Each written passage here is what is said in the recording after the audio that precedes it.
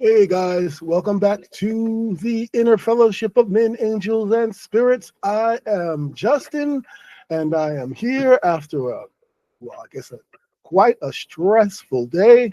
Normally, I would be live streaming, I guess, some hour, 2 hours earlier than this. But, like I said, it was a very busy, very stressful day. Uh, I guess just to give you, the long story in short form, for those of you who don't know, I live in Japan. I'm American. I was born and raised in New York City, but presently I live in Japan. And I have been living in Japan for, I guess actually it would be 16 months, 16 years this week. Actually, I came on next week. I came on March 29th of 2009. And when I had come, I was married and had a marriage visa, but I was subsequently divorced, unfortunately. The Japanese woman I married, we could not work things out, so we divorced, and happily divorced. I still consider her a friend. And so I had to sort of, I guess, what do they call that? I had to change my visa type from a marriage visa to a working visa, which was good because I was working full time. It was a little problematic because making those changes, they don't trust that you will be here as long as you would have been. So at that time, I was getting 3-year visas. And, after the divorce, they were just giving me 1-year visas. And then finally, after a few years with the same company, they extended that to a 3-year visa. But by the time that 3-year visa had expired, I had already moved on to another company. And so from seeing me moving from company to company like that, the immigration office saw fit to just give me 1-year visas, especially since most recently, I say for the last 3 years or so, 3 or 4 years, I have been a freelance worker. But what that means is that I have no full-time job. I have no full-time job. If there's anything that I do full-time, it is my work as an English host at Real English Party. And um, I consider that full time, not because it pays full time, certainly not yet, but because it's what I do when I'm not doing anything else. I'm basically spending most of my time trying to build that business. And I guess this year, or really last year, was the first time that I had any kind of income that was reportable or that should be reported. I was able to increase my income there. And in the meantime, I had to rely on one of my corporate clients, to support or to sponsor my visa, even though I was only working for them part time, a few days a week, and maybe about 2 hours in those days. So they certainly weren't supporting me here, but they were good enough to sponsor my visa. Unfortunately, though, last year, that corporate client reorganized and sort of merged some companies, and there was a new company that seemed to be sponsoring me, which really triggered the immigration office to ask for extra documentation. And along with that reorganization, like, all of the people I regularly work with changed except for one. And so most people did not know how to get their hands on this documentation, and basically said, listen, we wash our hands of this. Do whatever you can, do the best you can. And the best I could do was then to retain an attorney, because if I could not get my visa extension approved, then I would be deported. Now, bear in mind, my visa expired on January 30th, but it took me until today to get my new visa. I am coming back fresh from the immigration office after having spent several hours there, both today and yesterday. And finally, I do have my visa.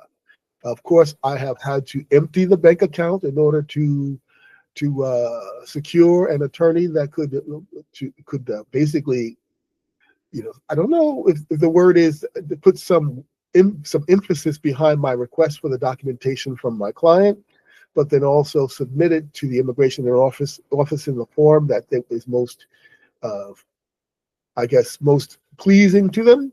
And within a few days, within a matter of weeks, we'll say, I was able to retain my visa.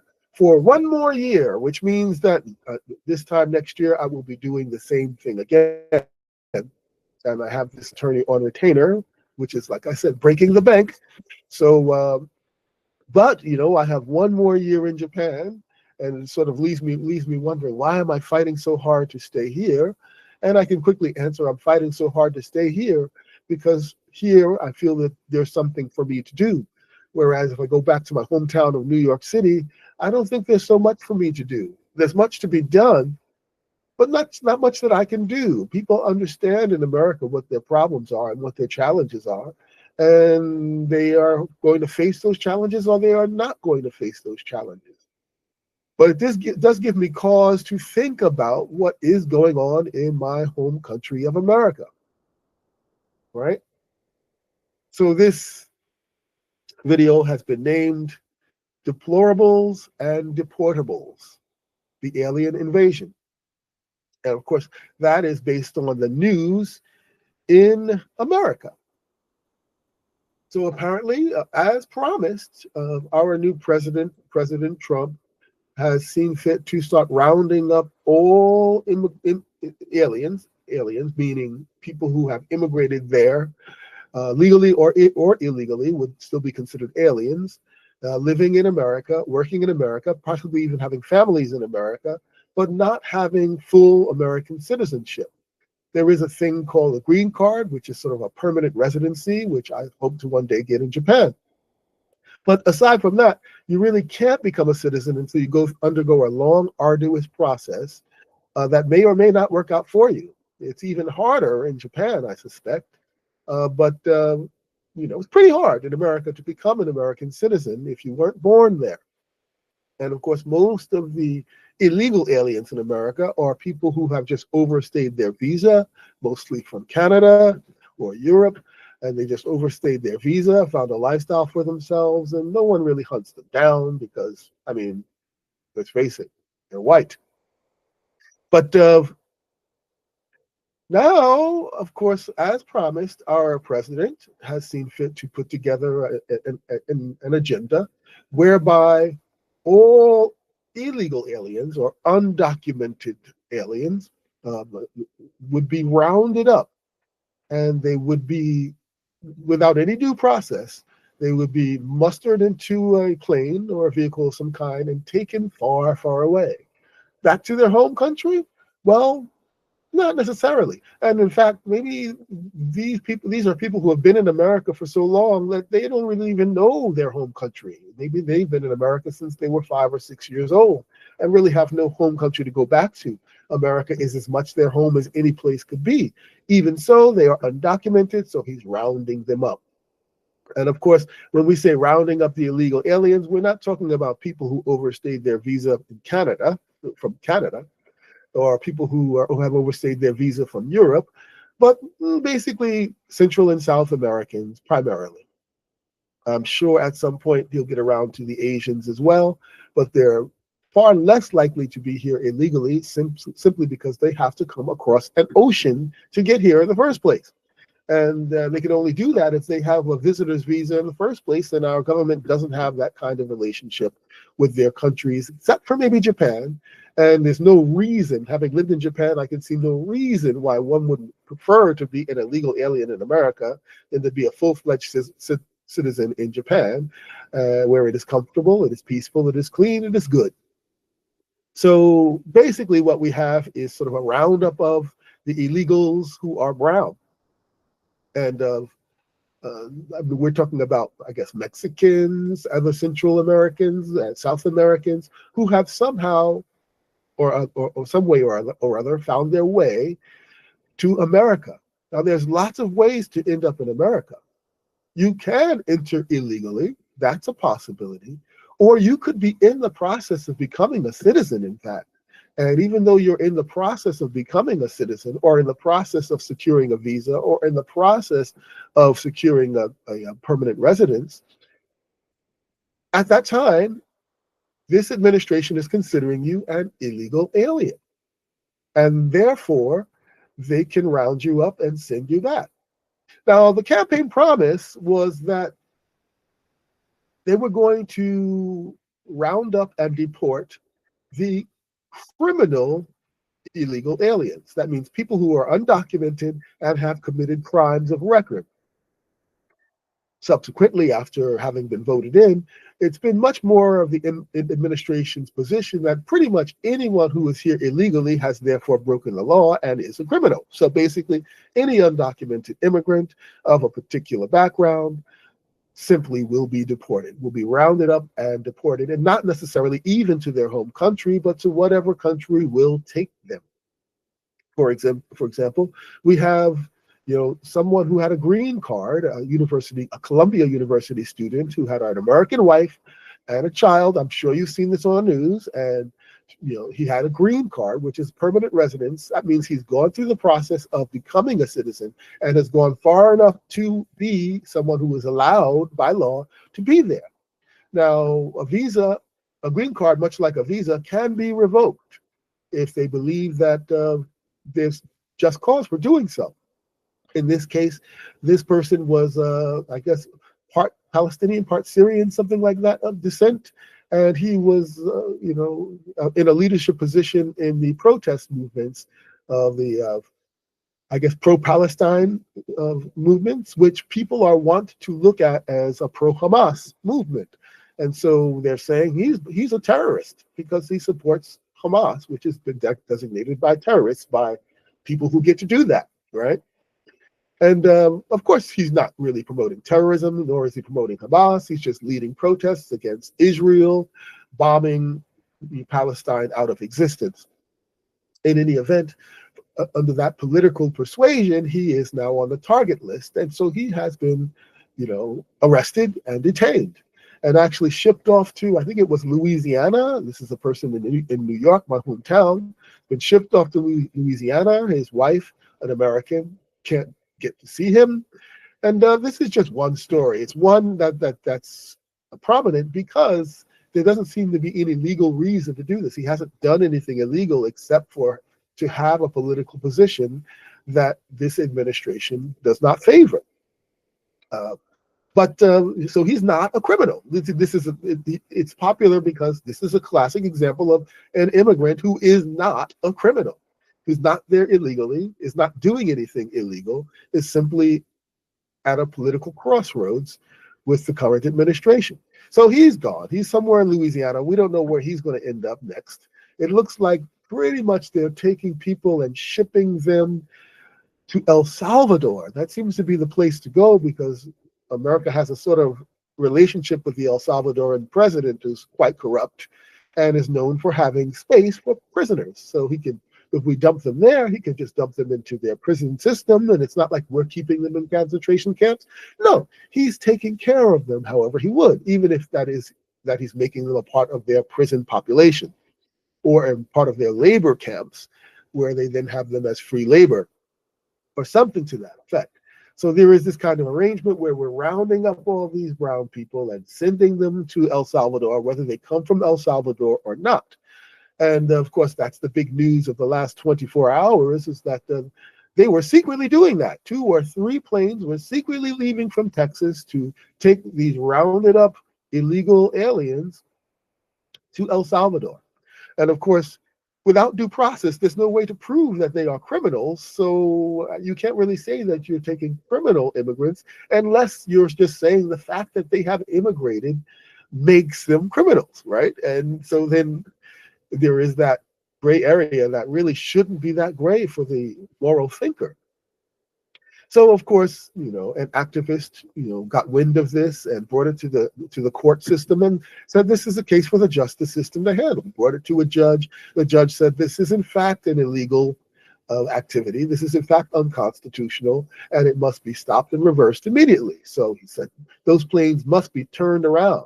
Well, now by that time the planes were already in the air. So he says the judge says if they're in the air, you must turn those planes around and send them right back to America, and we need to do this the right way.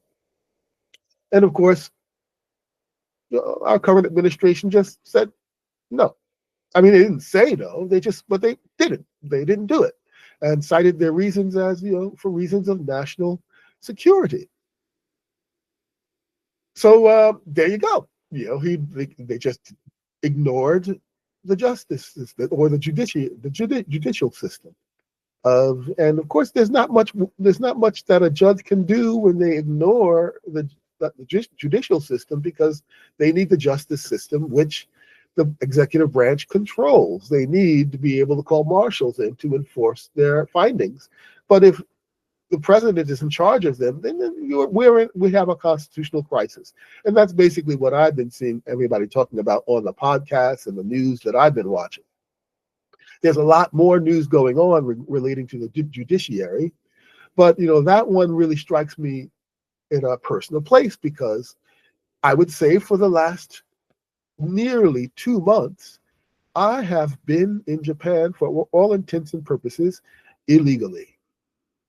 Now, bear in mind that there is a rule, a practice, general practice by the immigration office in Japan, that if you submit your application for extension before your visa expires, then even if your visa expires in the time that it takes them to review and to approve that extension, you have the fact that you submitted that as your legal basis for being able to remain here in good standing. Until they find that you shouldn't be here, that they're not extending the visa, you still can be here. But what if Prime Minister Ishiba, who's the Prime Minister of Japan now, what if he just decided, like more and more Japanese people are feeling that he should, that he's not really going to follow that rule anymore? He's just going to start deporting anyone who is here and not here of the proper standing for any reason, which is what is happening in America. What if he decided to just round up everyone, all the Americans, all the Africans, all the undesirables, and he just, decided to place them in planes and send them to Cambodia? Why Cambodia? Well, I don't know, because Cambodia will accept them, let's just say. Well, that's a scary thought. So what is happening in America is hitting me in a very personal place. I'm quite grateful to be in a country that is not doing that yet, even if it means that I'm broke in the process. I'm quite grateful that I'm not being deported to some country I've never been to before to work in some labor camp until somebody helps and somebody stops this. And maybe they never will, right? It's got like Holocaust vibes to it, where it's like other countries and people within the country know what's happening is wrong, but nobody's doing anything about it. And why? Well, that's where the interfellowship comes in, isn't it? But there's more to this story, you see, because if we go back a number of years, the political strategy among the southern states, primarily Florida, Texas was cooperating with it, and pretty much that constitutes the southern border, if you're not including Southern California. They were just basically taking all the illegal immigrants who were coming in and asking for asylum. They were just taking them in and pumping them into other cities and countries and states within the country. They were basically sending them. These are red states that were just sending as many immigrants as they could to all the red states that they could find. So right now, cities like New York, I'm sure Michigan, Boston, these kinds of cities that have traditionally been fairly liberal and what we would call left-wing, they have been inundated with all of these illegal aliens. And this is not because the border was not manageable, mind you. At least I don't believe so. I believe this was because it was a political strategy to get the people in these cities and states and across the world, across the country, to see that this border issue was an issue that needed to be dealt with, because it was going to destroy the country if it wasn't dealt with. And of course, they were successful in doing that. They had everyone across the political spectrum talking about the need to secure the border. Of course, like I said, it's not that the border was so incredibly insecure so much as it was that, until people certain states could secure it in the way that they wanted to, which was basically to ignore people asking for asylum status and put them through no process whatsoever, just turn them around, which a country has the right to do. They were going to just invite them in and just ship them to all the cities, all these liberals who are so concerned about them. And having been so inundated with these immigrants, the politics did shift in such a way that it favored our present president, President Trump. Now, that was political genius. Of course, it was completely immoral. I don't think that we should really be using people, whether they're American citizens or not, as sort of political pawns, especially if it's not by their choice.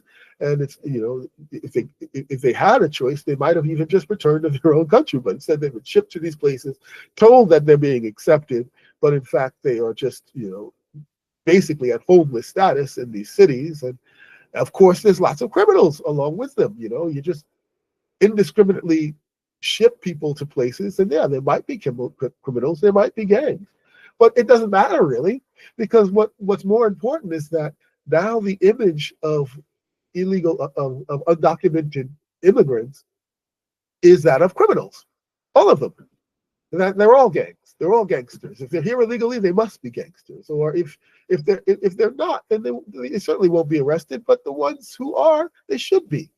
I think one thing right now is the litmus test is, do they have tattoos? There was one person who was a part of the LGBTQ community.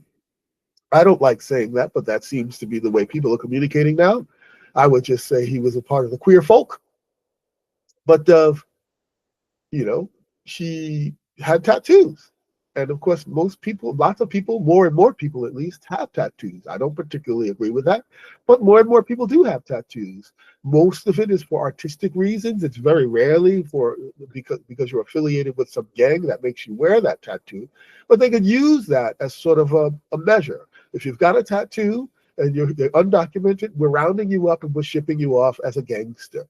And this person had been shipped off as a gangster and actually disappeared. Like literally, his lawyer doesn't know where he is, right? Can't be in contact with him. He's been taken off of the rolls, the roster of immigrants who are being shipped, and he's just disappeared. Nobody knows where he is. Nobody knows what he's doing. Maybe we'll find out eventually, but presently that's what's happening. He said, he's just gone. And if that's happening to him, how many other people is that happening to? And if a judge can't say that this is illegal, if the president's going to do it anyway, and he has an administration full of sycophants who will do what he says, even if it is irrational, immoral, or illegal, then there's really nothing to stop him. Like I said last week, this is the power of man. It's not the power of God. It may be the power of men who think they are doing God's will, but it by no means is the power of God. It's the power of man when they justify immoral choices with religious frivolity. I wouldn't say religious frivolity. I'm saying frivolity. I'm thinking frivolity, but it is religious fervor. That's the proper word. But they're justifying it with the notion that they are defending, the country in God's name. We'll put it that way. It's quite frivolous, actually, if you ask me. But they may have convinced themselves that this is the will of God that they're doing. I don't know. We are all quite self-deceiving when it serves us to be. So, who's to say? Well, we can talk about that another time, perhaps. But so that's what's going on, and it's kind of really hit me a bit because it reminds me of the fact that there are American citizens right now who are free to do as they please, even though they really did commit crimes, like on camera, before the whole country to see, and they were pardoned. These are the deplorables that Hillary Clinton was talking about. Now, she was roundly punished for calling any Americans deplorables, but they are deplorable. Deplorable in so much as that they are doing crimes. They are hurting other people. They are trying to undermine our civics and our way of life. They are physically doing that. We are seeing it, and they're celebrating it. And now they are free. And why?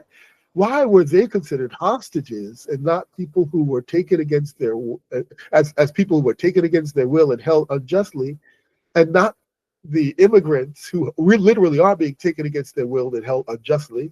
Why? Well, because they're American, primarily of a particular type and tendency. We'll put it that way. They're freedom fighters. They're patriots. But they committed crimes, real crimes against humanity. People have died. And it doesn't matter if people had died, if people had just been hurt. That would be bad enough. The fact that we saw them all doing it en masse in the form of a riot. Some people want to say that it was an insurrection, whatever. It was an illegality. And the individuals who did illegal things should be on their own and in their own due process tried for that. And they were. And then they were pardoned because they're patriots, according to the president. Meanwhile, the black and brown people who are here, possibly undocumented, possibly going through the process, but the process is not complete, can be considered undesirable. They're cockroaches. So you've got the deplorables who are free and the deportables who are not. And how is this possible? How can it legally be done? It's not legally, in a democratic society such as America is, it is not legal just to round up any people and just, against their will, just detain them. Unless there is some antiquated law from 1798 that says that in times of war, if you are being invaded, then you may take those invading people, even if they're invading in the form of aliens, and you may detain them. This law was actually used to detain the Japanese people during World War II. Japanese people were just rounded up and put into detention camps simply because they were Japanese. And a lot of them were actually Japanese American citizens, most of them probably. But because they were of Japanese descent and the country was at war, it met the qualification to trigger this, what's it called? Alien Enemies Act, that they can round them up and keep them detained just in case they, decide to attack us from within or do terrorism. We can, or be spies or whatever they might do. We have the right, or at least we have the reason to detain them. Completely unconstitutional, completely illegal, except for that there was this act from 1798 that they could call upon. And now Trump is calling upon this antiquated act. But you would say, well, how can he do that if we're not really at war? Well, you just say that we are. You could say that all this immigration is an alien invasion. Just that simple. And if you can justify it to yourself that way, then you can also justify not listening to the courts when they say that that is not the case.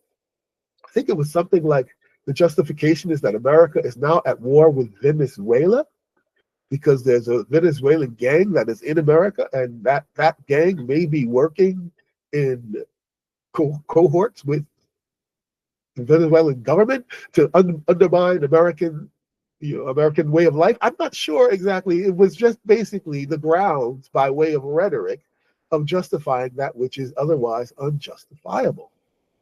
And even though courts are finding that it is unjustifiable, it's still being done.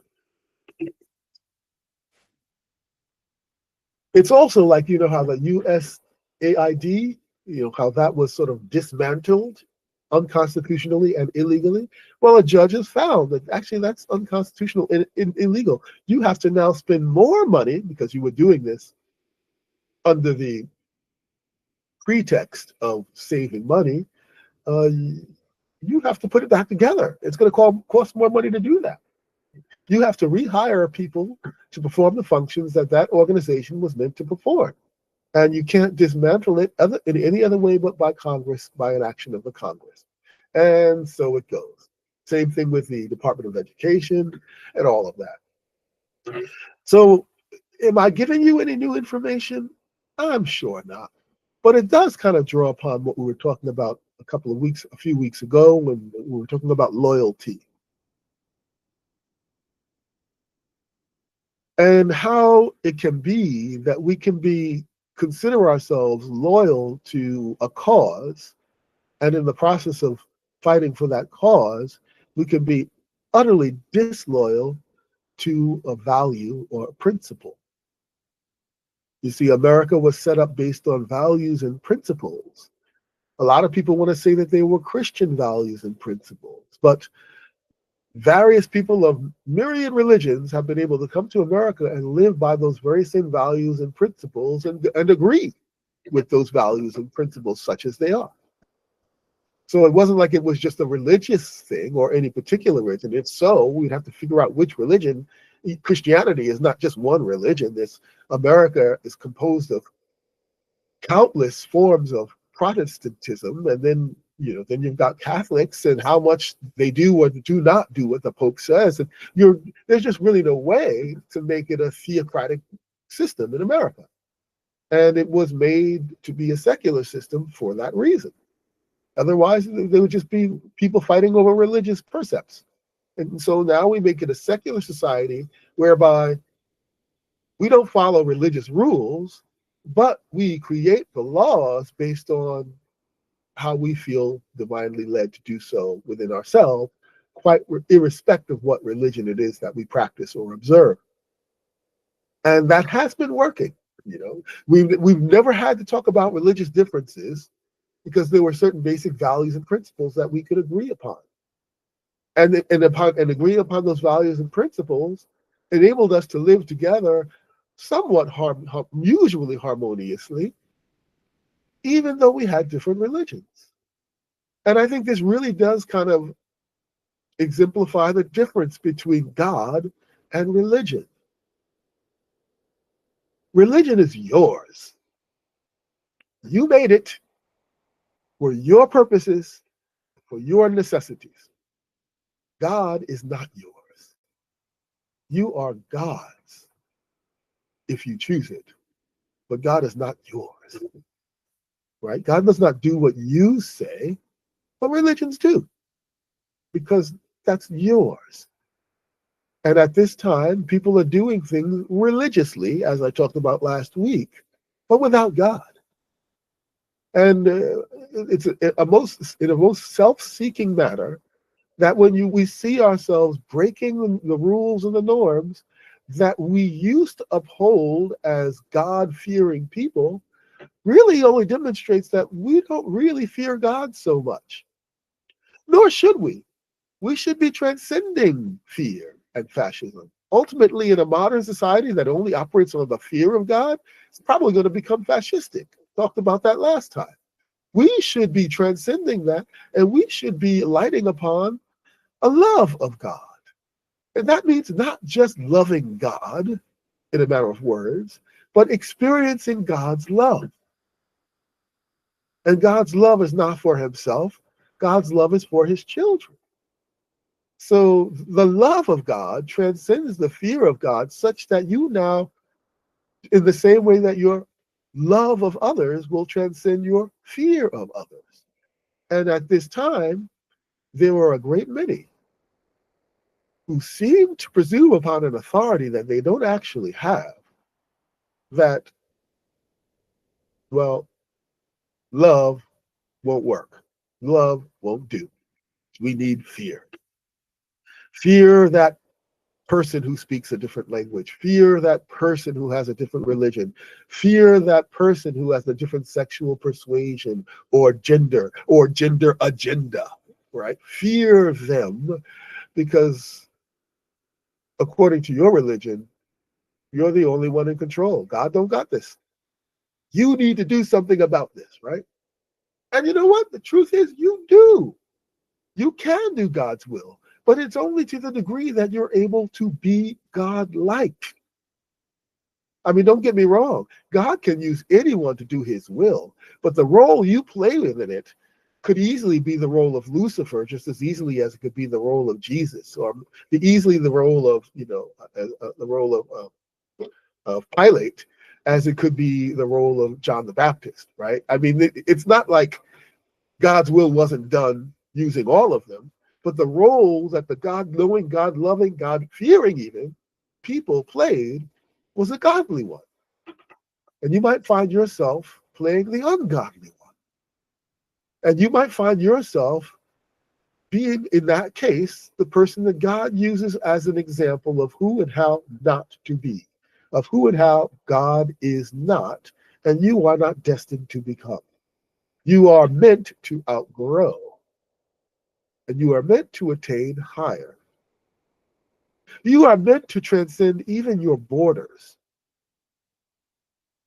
At some point, you must love your fellow man, not just because it's written in a charter document for your government, but because that is the law of the kingdom. You must seek to love and to forgive your enemies, not just because some judge tells you to do it, but because within your heart, if you're truly sincere, and then more sincere, and then still more sincere, you will find more and more there's much more love and compassion for those who are different from you than there ever could be fear or judgment or recrimination. See what has fallen upon us here, there in America, even here in Japan. This sort of stepping away from God, as I said, and then instead falling upon a place where the rock is going to fall upon it. I mean, I'm really torturing a parable that Jesus presented. He said, those who fall upon the rock, their life shall be saved, even if it seems they've lost it. But those whom the rock falls upon, their life shall be lost, and lost for good. Something like that. And what that really means is, even though it may seem as though doing the will of God, as you know God truly is, won't get you to win the day, that you might even lose, that you might even be persecuted, that you might even lose your cultural hegemony, or you might even lose your, what you consider to be your racial birthright or your civic status in society. You may even lose that. But even in losing that, you will find God and you will be lifted up on high in the kingdom. And possibly even in this life in ages to come, it will be known. But if you try to just keep what you have in this life, to think that this life is all about what you have and what you should have and what you need to do to keep it and make sure others don't get it from you, well, then you are in that place that the rock shall fall upon. And you may have it for now. But when that rock falls, you will know it because you will be no more. And this is not spoken as a threat. This is not even spoken with hostility. This is spoken with compassion. When you see your government rounding up illegals and deporting them to heaven knows where, you have nothing to say. You feel nothing, that there's nothing to be done about it. You're waiting for the rock to fall upon you, just as you see it falling upon them. But when you do your best to uphold the rule of law that is God's love for man, even men and women who are not like you, well then, in so doing, you are falling upon the rock. You are falling upon God's mercy, not presuming upon it, but falling upon it with faith that you survive. What we see now is faithlessness. In this deplorable rounding up of deportables. And what we see now, it's not an alien invasion in the sense that the foreigners are coming in and taking over our country, because our country is not ours. The alien invasion, spiritually speaking, are these beings about you that somehow have you believing that it's about this. that it's all about this, that all your existence is about this,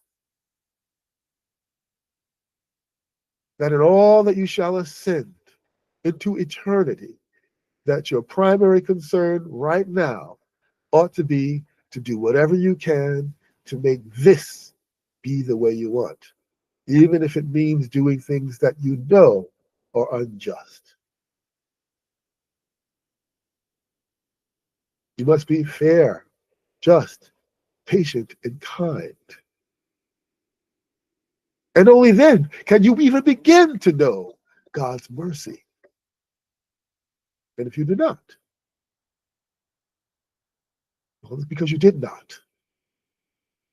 But I don't want to make this the same kind of preachy lecture. What I wanted to say was that, God is showing you. And you must not assume that just because things are going your way in the moment, that God is not trying to show you a better way than your own. Likewise, it may even seem like things are not going your way, but God may be showing you, well, what lies on the other side of the sacrifice that you're making to do God's will, even though it doesn't serve you in the moment, even though it doesn't keep you as safe as doing otherwise would. Doesn't even keep your children as safe as doing otherwise would.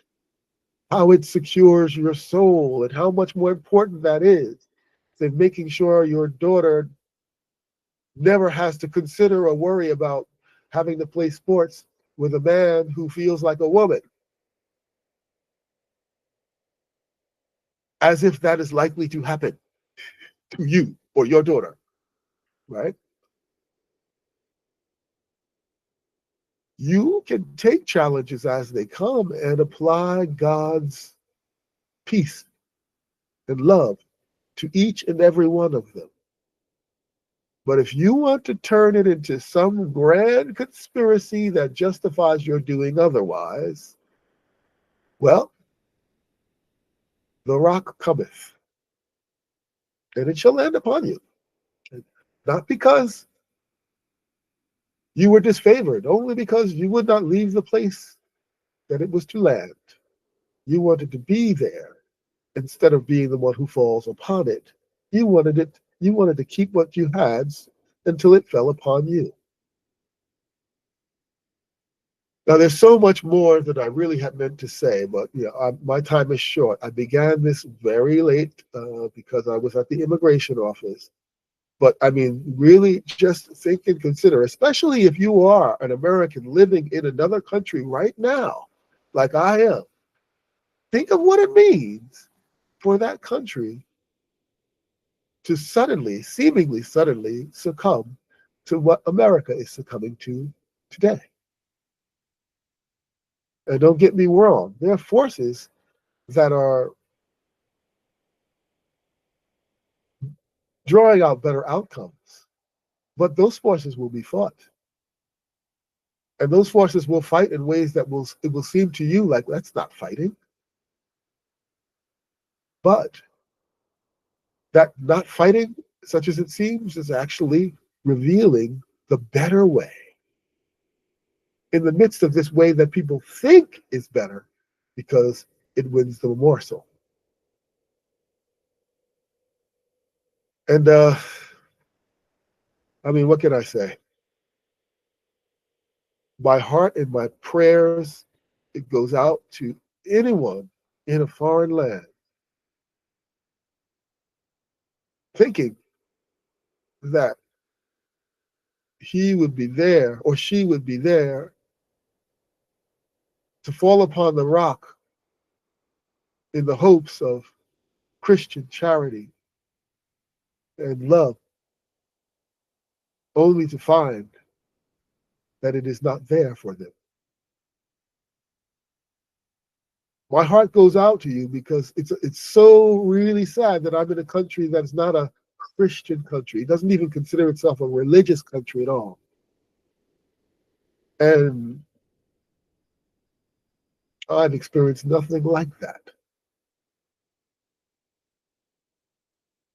I've experienced things. People are susceptible to the errors of their own biases. That's just a part of life. It's not about whether someone's on the left or on the right. The truth is we're all guilty of the same sins, but just expressed in our variegated circumstances. So if you think that people are being hypocritical, it's because they are. The things they're complaining about are also the things that we're doing, because we are all susceptible to error.